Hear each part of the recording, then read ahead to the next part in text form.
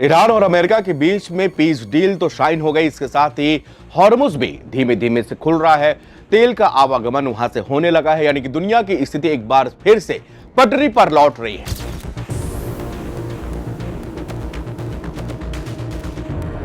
लेकिन इसी बीच संयुक्त अरब अमीरात के सबसे खूबसूरत बड़े शहर दुबई से खबर आई है, जहां पर आज अचानक लोग चौंक गए, लोग डर गए और डर के मारे अपनी अपनी बिल्डिंग से निकलकर सड़कों पर आ गए। यानी वही माहौल बिल्कुल बन गया जो आज से ठीक 1 महीने पहले था, जब ईरान के ड्रोन और मिसाइलें दुबई को लगातार टारगेट कर रही थी।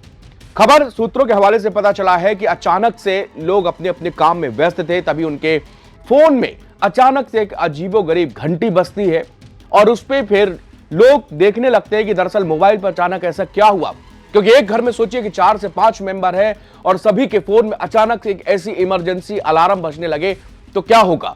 यही हाल आज दुबई में हुआ। दुबई के लोगों को लगा कि अचानक से मोबाइल अजीब सी आवाज क्यों कर रहा है। लोगों ने अपनी स्क्रीन देखी तो उस पर अलर्ट लिख के आ रहा था, इमरजेंसी अलर्ट, और उस अलर्ट में था कि मिसाइल से हमला हो सकता है। यानी कि मिसाइल अटैक का ये नोटिफिकेशन सभी मोबाइल्स में गया, एक साथ गया, और उसके बाद में यकीन मानिए दुबई में हड़कंप मच गया। लोग जिस अवस्था में थे, तुरंत जो है उसी चीज अपने बच्चों को, अपने परिवार को साथ लेके बिल्डिंग से खाली होने लगी, सड़कें भरने लगी और चीख पुकार तक मचने लगी। इसी बीच फिर सरकार ने स्टैंड लिया और फिर मंत्रालय की ओर से बयान दिया गया कि ऐसी हड़बड़ाने की कोई आवश्यकता नहीं है, परेशान मत होइए, अपने अपने घरों को लौटिए, सभी लोग महफूज हैं और किसी को कुछ भी नहीं होने दिया जाएगा। लेकिन ये इमरजेंसी अलर्ट आया क्यों, इस बात का अभी तक कोई भी स्पष्टीकरण नहीं दिया गया है। नहीं बताया गया कि अचानक से इमरजेंसी अलर्ट, वो भी मिसाइल अटैक का,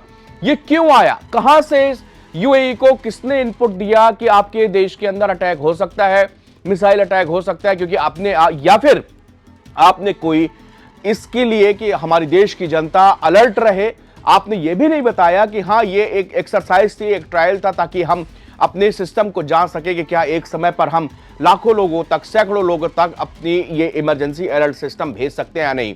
कुछ दिन पहले हिंदुस्तान के अंदर भी ऐसे ही एक इमरजेंसी मैसेज की आवाज आई थी, जिसके बाद में सरकार ने स्पष्ट किया था कि किसी भी आपातकालीन स्थिति में पूरे देशवासियों को सूचना अगर पहुंचानी हो तो वो इसके लिए एक सिस्टम बनाया गया है, ताकि आपके मोबाइल में कुछ भी, अगर चाहे वो प्राकृतिक आपदा हो, चाहे वो सैन्य आपदा हो, या वो किसी भी तरह की कोई एक ऐसी इंफॉर्मेशन जो कि आप तक पहुंचनी बेहद जरूरी है, कम समय पर और सभी लोगों तक पहुंचनी जरूरी है, इसलिए इस इमरजेंसी अलर्ट सिस्टम को बनाया गया है। लेकिन दुबई की सरकार, पता दुबई के लोगों को क्यों नहीं बता पा रही कि दरअसल कहां से ये मिसाइल अटैक का उनके पास मैसेज मिला, उनके पास इंटेलिजेंस मिला, जिसके बाद में उन्होंने आनन फानन तुरंत दुबई वासियों को ये अलर्ट भेजा।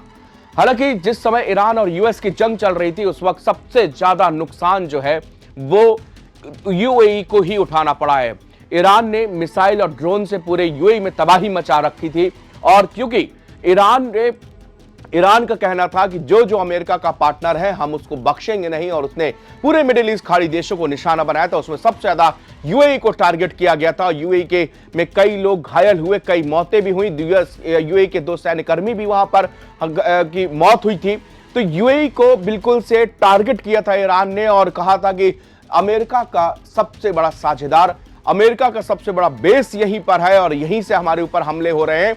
लेकिन आज जब शांति के बाद से, जहां पे दोनों ईरान और यूएस के बीच पीस डील साइन हुई है, उसके बाद से एक भी किसी भी तरह के छोटे न बड़े हमले नहीं हुए हैं, पूरी तरह से शांति हुई है। लेकिन अचानक से दुबई के अंदर मैसेज आना और एक दिन पहले तुरंत ये कि ईरान का एक शिप में, ऑयल शिप के अंदर ड्रोन से अटैक करना, यह बता रहा है कि ईरान अब हो सकता है कि किसी भी तरह उसको अगर क्लू मिला हो, या फिर हॉर्मुज के अंदर ईरान जो कि बार बार इस बात को चेतावनी दे रहा है कि बिना परमिशन यहां से जहाज नहीं गुजारेंगे, आपको पहले हमको बताना होगा, हमसे परमिशन लेनी होगी, तभी हम आपको सुरक्षा दे पाएंगे, और अगर आपने बिना यहां से हमसे इजाजत लिए यहां से गुजरे तो ये आपकी जिम्मेदारी होगी। और इसी के क्रम में एक जहाज पर ईरान के 4 ड्रोन अटैक भी हुए हैं, जिसके बाद में अब लगने लगा है कि जो ईरान के पीस डील में ट्रंप जिसका दम भर रहे थे कि अब बेरोक टोक होके हॉर्मुज से यहां पर लोग निकलेंगे, शिप निकल सकते हैं, ऐसा कुछ नहीं। ईरान ने साफ कर दिया है कि भाई अगर यहां से निकलना है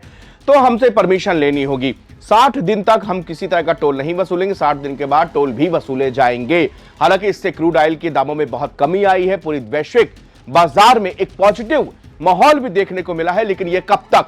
फिलहाल कहा जा रहा है कि जब तक अमेरिका के अंदर मिड टर्म इलेक्शन है, यानी कि नवंबर तक, तब तक ये युद्ध फिलहाल पूरी तरह से शांत दिख रहा है। वहीं लेकिन इजराइल और लेबनान के बीच में तनातनी है। तो अभी भी इस पीस प्लान पर एक्सपर्ट्स बहुत ज्यादा खुलकर ये नहीं बोल रहे कि हाँ ये अपूर्णकालिक युद्ध विराम है, लेकिन लगता यह है कि हाँ नवंबर तक ट्रंप रुक सकते हैं, लेकिन उसके बाद एक बार फिर से यह युद्ध भीषण युद्ध में तब्दील भी हो सकता है।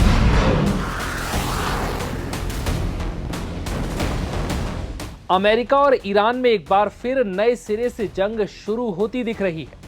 अब अमेरिका ने ईरान के मिसाइल और ड्रोन साइट्स पर भीषण हमला कर उन्हें तबाह कर दिया है। अमेरिका ने इसे ईरानी हमले के बाद की गई जवाबी कार्रवाई बताया। दरअसल ईरान ने हाल ही में हॉर्मुज स्ट्रेट में ओमान तट के पास से गुजर रहे सिंगापुर के झंडे वाले एक मालवाहक जहाज या यूं कहें कि कार्गो शिप एयर लवली पर ड्रोन अटैक किया था, जिसके बाद वहां से गुजरने वाले तमाम जहाज हॉर्मुज क्रॉस करने के बजाय पीछे लौट गए। ईरान का आरोप था कि इस जहाज ने नियमों का उल्लंघन किया जो समझौते के तहत बनाए गए थे, लेकिन हमले ने एक बार फिर हॉर्मुज में समुद्री व्यापार पर ब्रेक लगा दिया। अब हॉर्मुज में मौजूद जहाजों के कप्तानों को इस बात का डर सता रहा है कि कहीं ईरान किसी बात को लेकर हॉर्मुज में जहाज पर हमला न कर दे, जिससे जहाज पर सवार तमाम लोग बेमौत मारे जाएं। इसके साथ ही भयंकर नुकसान हो वो अलग।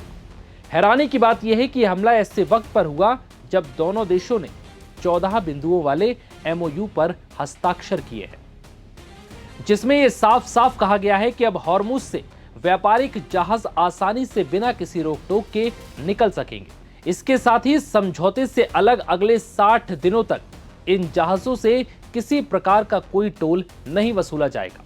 लेकिन इस हमले के बाद अब यह समझौता अधर में लटकता हुआ दिख रहा है। यह हमला भी ऐसे वक्त पर हुआ जब अमेरिकी राष्ट्रपति ने इशारा किया था कि वॉशिंगटन स्ट्रेट ऑफ हॉर्मुज में ईरान के एक्शन का जवाब देने की तैयारी कर रहा। जब पत्रकारों ने ट्रंप से पूछा कि ईरान के जहाज पर किए गए ड्रोन अटैक का बदला कैसे लेंगे, तो ट्रंप ने कहा जल्द आपको पता चल जाएगा। और इसके कुछ ही मिनटों बाद अमेरिकी सेंट्रल कमांड सेंटकॉम ने घोषणा कर दी कि अमेरिकी सेना ने ईरान के भीतर हवाई हमले किए हैं, जिसके तहत अमेरिकी विमानों ने ईरान की मिसाइल और ड्रोन साइट्स के साथ ही कोस्टल रडार साइट्स को तबाह कर दिया। वहीं अमेरिकी उपराष्ट्रपति जेडी वेंस ने भी ईरान के हमले और फिर अमेरिकी सेना की कार्रवाई को लेकर बयान दिया। उन्होंने ईरान को चेतावनी देते हुए लिखा, ईरान ने युद्ध विराम समझौते पर हस्ताक्षर किए थे और अमेरिका ने उसका पूरी तरह से सम्मान किया। अगर समझौते को लेकर किसी तरह का विवाद है तो बातचीत का रास्ता अपनाया जाना चाहिए, लेकिन अगर हिंसा का रास्ता अपनाया जाएगा तो उसका जवाब भी उसी भाषा में दिया जाएगा। जेडी वेंस ने कहा कि अगर किसी बात से दिक्कत है तो आपके पास फोन है, बातचीत से समाधान निकाला जा सकता है, लेकिन अगर हिंसा करोगे तो हिंसा का जवाब हिंसा से ही मिलेगा। अमेरिका ने ईरान की इस कार्रवाई को युद्ध विराम का स्पष्ट उल्लंघन बताया। अब यह भी जान लीजिए कि ईरान ने यह हमला आखिर क्यों किया था। दरअसल इस शांति समझौते के बाद ईरान ने यह चेतावनी जारी की थी कि उसकी परमिशन के बिना कोई भी जहाज संयुक्त राष्ट्र और ओमान के द्वारा तैयार किए गए नए समुद्री मार्ग का इस्तेमाल ना करे। और फिर ड्रोन हमले के बाद ईरान की नई पर्शियन गल्फ स्टेट अथॉरिटी ने बयान जारी कर कहा कि जो जहाज ईरान द्वारा तय किए गए आधिकारिक रास्ते के बजाय दूसरे मार्ग का इस्तेमाल करेंगे तो फिर उस जहाज की सुरक्षा की कोई गारंटी नहीं होगी। दरअसल हॉर्मुज से गुजरने वाले सभी जहाजों के लिए एक खास समुद्री मार्ग तय किया गया है, जिसके तहत जहाजों को सिर्फ लारक आइलैंड के पास बनाए गए आधिकारिक मार्ग से ही गुजरने की इजाजत दी गई है।